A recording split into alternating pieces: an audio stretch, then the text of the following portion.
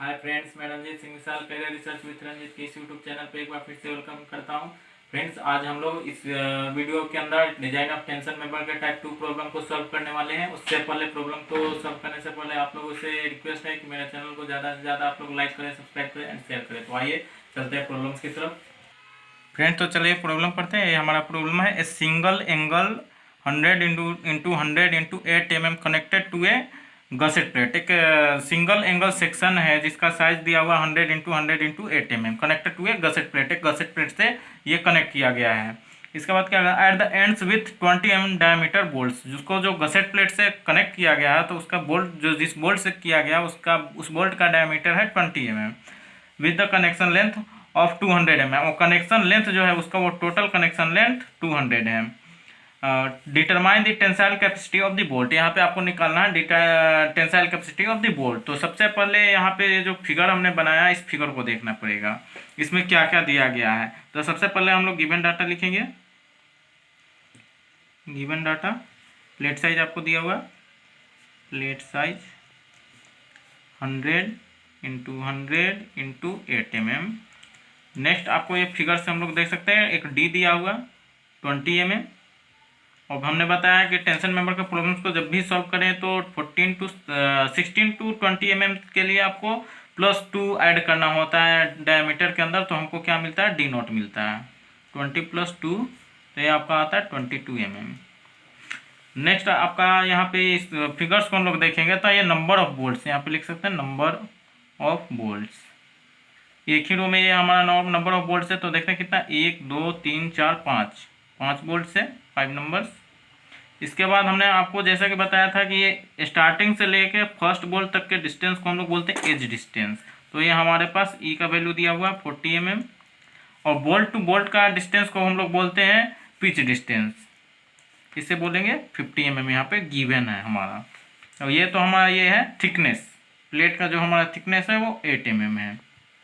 ये हमारा given data है। अब गिवन डाटा हमने लिख लिया तो हमने आपको प्रीवियस प्रॉब्लम में बताया था कि इसको करने के लिए क्या होता है। तो IS 800 2007 का कोड बुक यूज करना होता है और स्टील टेबल को यूज करना होता है। और कोड बुक का पेज नंबर 32 पे जाने के बाद हमारे पास जो 3 कंडीशंस में निकालने होते हैं डिजाइन स्ट्रेंथ वो मिलता है हमको। तो चलेंगे कोड बुक की तरफ। सबसे पहले कोड बुक की तरफ जाते हैं। ये IS 800 2007 है, पेज नंबर 32 को जाएंगे। पेज नंबर 32 को जाते हैं तो यहाँ पे आता है design strength due to yielding of gross section. यहाँ पे देखिए design strength due to yielding of gross section, design strength due to rupture of critical section and यहाँ पे दिया हुआ है आपका design strength due to blocks. यार 3 कंडीशन में हमको इसका ये टेंसाइल कैपेसिटी निकालना होता है। और तीनों में जो सबसे लिस्ट होता है वो हमारा tensile capacity of the section होता है। तो चलिए यहाँ पे स्टेप 1 लिखेंगे। स्टेप 1 यहाँ पे दिया हुआ design strength due to yielding, TDG इसको इंडिकेट करते हैं। TDG से ये फॉर्मूला है AG × FY divided by gamma m0। हम लोग यहाँ पे गिवन डाटा में लिख सकते हैं FY का वैल्यू 250 Nm/mm²। ठीक है, तो हमारे पास FY हो सकता है, गामा m0 तो मालूम है 1.10 होता है, ये स्टैंडर्ड साइज होता है। तो हमें चाहिए यहाँ पे AG। तो AG के लिए हम लोग क्या करेंगे, स्टील टेबल का हमें यूज करना पड़ता है। उसके लिए एंगल सेक्शन देखना पड़ता है 100 × 100 × 8 mm। तो यहाँ पे चलेंगे एंगल सेक्शन की तरफ। इक्वल एंगल सेक्शन है ये, 100 × 100 को जाएंगे, 65 × 65 है। तो देखेंगे 100 × 100 ये 8 mm का है। यहाँ पे हम लोग एरिया को लेंगे, ये 1539 है तो इसको लिखेंगे 1539 mm²। तो हमें यहाँ से AG मिलता है। अब AG जब हमें मिल गया तो यहाँ से हम लोग क्या कर सकते हैं, TDG इजली कैलकुलेट कर सकते हैं। तो AG का वैल्यू 1539 250 डिवाइडेड बाई 1.10 आता। तो इसे हम लोग सॉल्व करेंगे। सॉल्व करने के बाद हमको यहाँ पे मिलता है TDG का वैल्यू 349.77 किलो न्यूटन। ये फर्स्ट स्टेप हमारा कंप्लीट होता। नेक्स्ट सेकंड स्टेप को जाएंगे। स्टेप 2 डिजाइन स्ट्रेंथ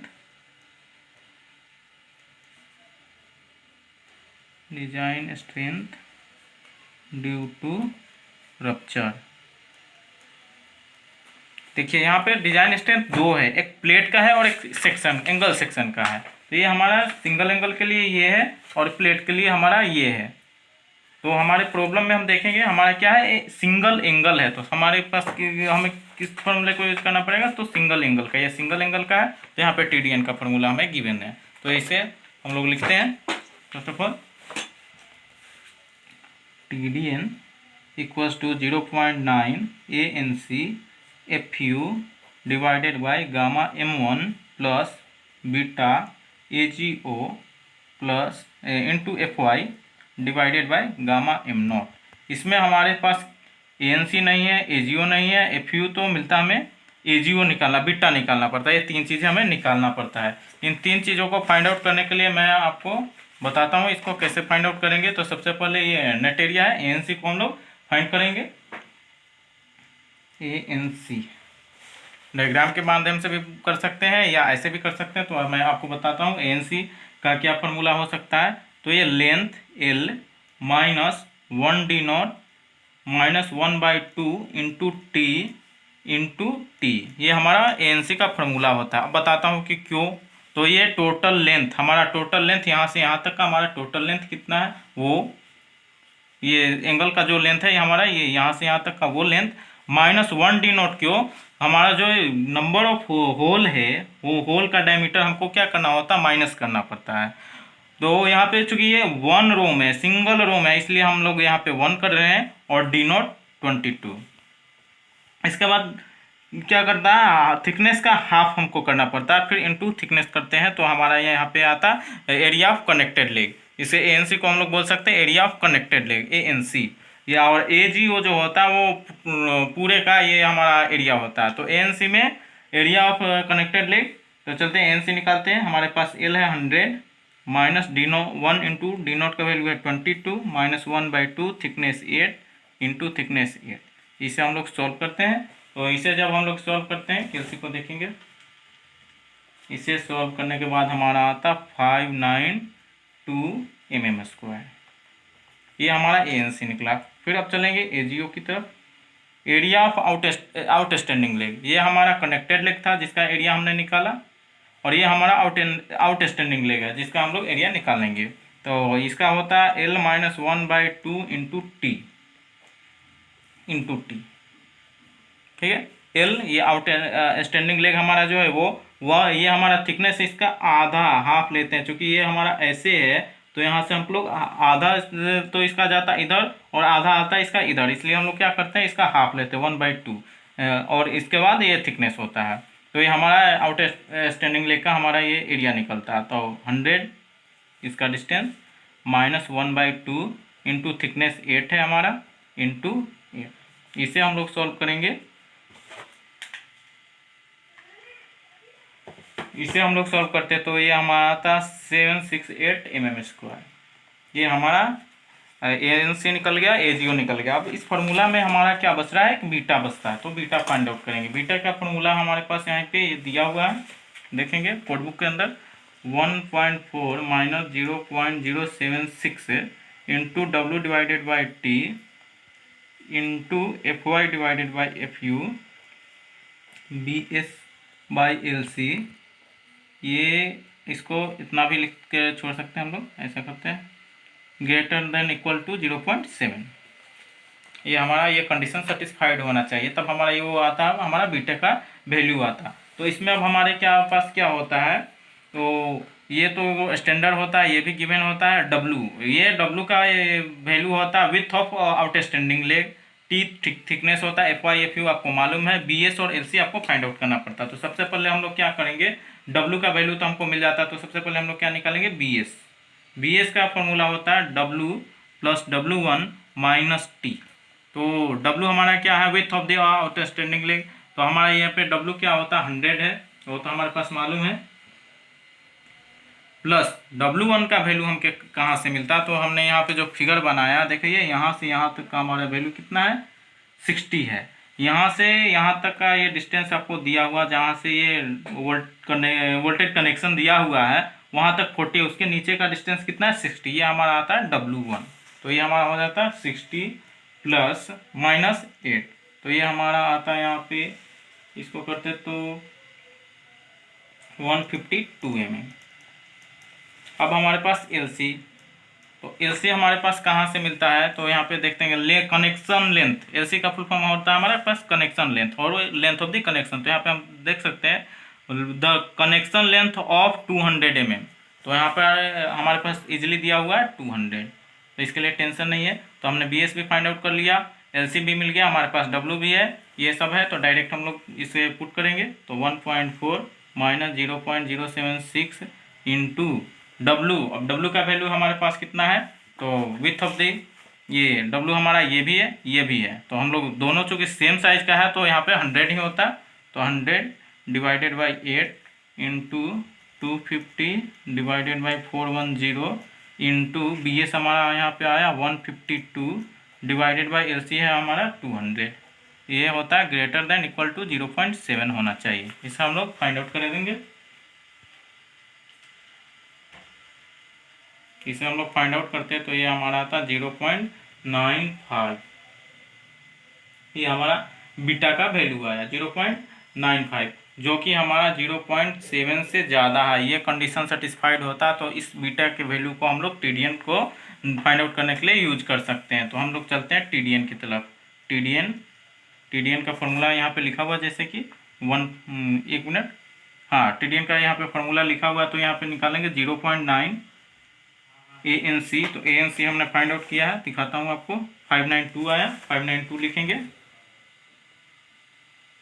इसके बाद यहाँ पे दिया हुआ FU यानी कि 410 डिवाइडेड बाय गामा M1 का वैल्यू होता है 1.25 प्लस बीटा का वैल्यू हमारे पास आया 0.95, AGO का वैल्यू आता 768 इंटू 250 डिवाइडेड बाय 1.10। इसे हम लोग सॉल्व करते हैं तो हमारे पास आता, हाँ तो इसे हमने जब सॉल्व किया तो इसका हमारे पास वैल्यू आता 340.56 किलो न्यूटन। फ्रेंड्स ये हमारा सेकंड स्टेप कंप्लीट होता। थर्ड स्टेप को जाएंगे, यहाँ पे थर्ड स्टेप में है design strength due to block shear.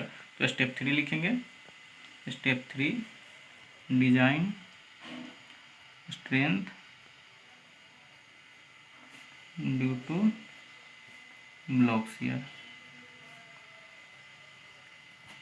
यहाँ पे दो फॉर्मूले आपको मिलते हैं, एक TDB1 एक TDB2। तो यहाँ पे लिखेंगे TDB1 AVG FY divided by √3 into gamma M0 plus 0.9 ATN FU divided by gamma M1। ये TDB1 का फॉर्मूला होता।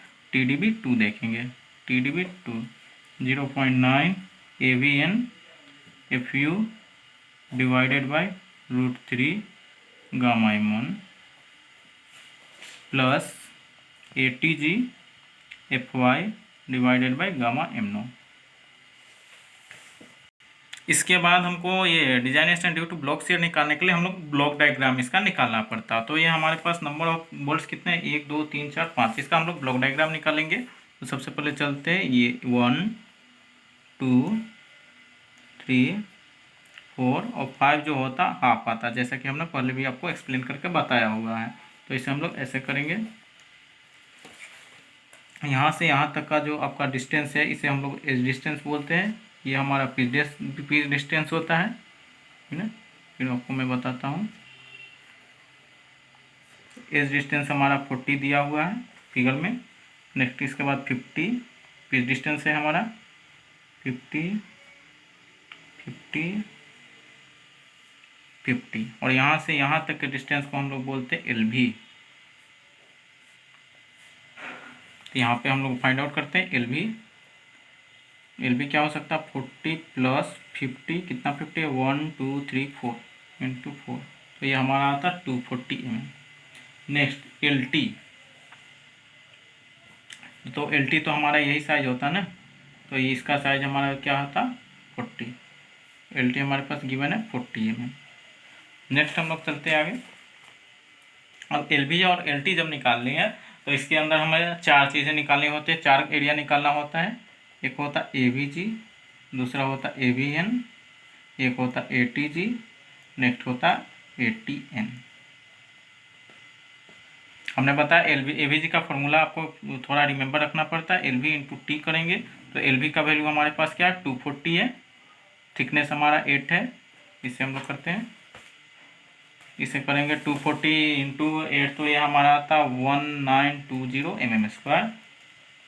नेक्स्ट आता आपका एवियन, तो ये आपका होता LV minus 1D0 into T. अब क्यों 1D0 होता, क्योंकि ये हमारा ये नंबर ऑफ ये बोल्ट जो है वो सिंगल रो में ही दिया हुआ है, एक ही रो के अंदर पूरा है, इसलिए 1D0। अगर ये 2 रो में होता तो 2D0, 3 रो में होता तो 3D0।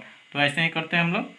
LV का वैल्यू हमारे पास है 240 माइनस 1 इंटू D0 हमारा क्या है 22 है, इंटू थिकनेस 8। इसे हम लोग सॉल्व करते हैं KLC के अंदर। इसे सॉल्व करने के बाद आता है 1128 mm²। Next ATG LT into T, इसका फॉर्मूला होता है, आपको ये रिमेंबर करना पड़ता 40 इंटू 8 320 mm² होता है ये। नेक्स्ट आपका आता है ATN, तो ये होता है LT minus 0.5D0 into T. 0.5D0 क्यों, ये तो टोटल नंबर ऑफ ये आता, लेकिन ये जो हमारा बोल्ट है ये हाफ होता, जैसे इसको हम लोग खींचते अलग करते हैं तो ये हाफ ही निकलता है, तो इसलिए यहाँ पे क्या होगा हाफ D0 होता। तो नेक्स्ट इसे हम लोग लिखेंगे LT 40 minus 0.5 into 22 into thickness 8। इसे हम लोग सॉल्व करते हैं। इसे सॉल्व करने के बाद आता है हमारा 232 mm²। अब हमें मिल गया LV मिल गया, LT मिल गया, AVG, AVN, ATG और ATN सब कुछ मिल गया, तो हम लोग आराम से TDB1 TDB2 फाइंड आउट कर सकते हैं। तो यहाँ पर लिखेंगे TDB1 और इसी फॉर्मूले के फॉर्मेट पे हम लोग वैल्यू को पुट कर देंगे। तो AVG का वैल्यू हमारे पास क्या है 1920 into 250 divided by √3 into gamma M0 1.10 होता, आपको मालूम है 0.9। ATN का वैल्यू हमारे पास है 232 इंटू 410, FU का वैल्यू होता 1.25। इसे हम लोग सॉल्व करते हैं। इसे हम लोग जब सॉल्व करते हैं तो ये सॉल्व करने के बाद हमारा आता है 320.39 किलो न्यूटन। नेक्स्ट TDB2 को जाएंगे, तो ये फॉर्मूला के आधार पे इसका वैल्यू पुट करते हैं। तो TDB2 का 0.9 इंटू AVN का वैल्यू हमारे पास आया 1128 इंटू FU 410 होता, divided by √3 into gamma M1 का होता 1.25 प्लस ATG 320 इंटू 250 होता है FY का वैल्यू, यहाँ पे FY है, डिवाइडेड बाई गामा M0 तो 1.10। अब इसे हम लोग KLC से सॉल्व करते हैं। इसे जब हमने KLC से सॉल्व किया तो ये हमारा आता 264.96 किलो न्यूटन। अब हमारा ये जब आया तो हमने जैसा कि बताया tensile strength of the plate निकालना था, एंगल का निकालना था, tensile capacity of the joint हमें निकालना था। तो हमने बताया था कि tensile capacity of the joint क्या होता है, जो भी हमने 3 स्टेज में हमने वैल्यूज को फाइंड आउट किया, TDG, TDN और TDB1 TDB2, इसके अंदर जो सबसे लिस्ट होता है वो हमारा क्या होता है tensile capacity of the joint. तो यहाँ पे लिखेंगे hence tensile capacity of the joint, सबसे लिस्ट इसमें हमारा ये 264.96 आया, आपको स्टार्टिंग से दिखाता हूँ 349, नेक्स्ट हमारा यहाँ है 340, इसके बाद हमारा 320, इसके बाद आता है 264.96। तो ये हमारा सबसे कम होता है, इसलिए हम लोग ये हमारा tensile capacity of the bolt joint ये होता है 264.96 किलो न्यूटन। फ्रेंड्स, मुझे उम्मीद है आज मैंने जो प्रॉब्लम सॉल्व किया, अगर आप इस वीडियो को सिंसियरली आप देखेंगे तो निश्चित तौर पे इस वीडियो को समझ पाएंगे और इस प्रॉब्लम को समझने में आपको किसी भी तरह की कंफ्यूजन नहीं होगी। फिर भी अगर आपको किसी भी तरह का डाउट है इसके अंदर तो इस वीडियो के कमेंट बॉक्स में मुझे ज़रूर बताएं, मैं उसे सॉल्व करने की कोशिश करूँगा। फ्रेंड्स, नेक्स्ट वीडियो में हम लोग अब मिलेंगे जिसमें हम लोग डिजाइन ऑफ टेंशन मेंबर का टाइप 3 प्रॉब्लम को सॉल्व करेंगे। तो मुझे उम्मीद है आप निश्चित तौर पे इस प्रॉब्लम को देखेंगे, समझेंगे और इससे कुछ सीखेंगे। तो अब नेक्स्ट वीडियो को मिलते हैं, तब तक के लिए बाय।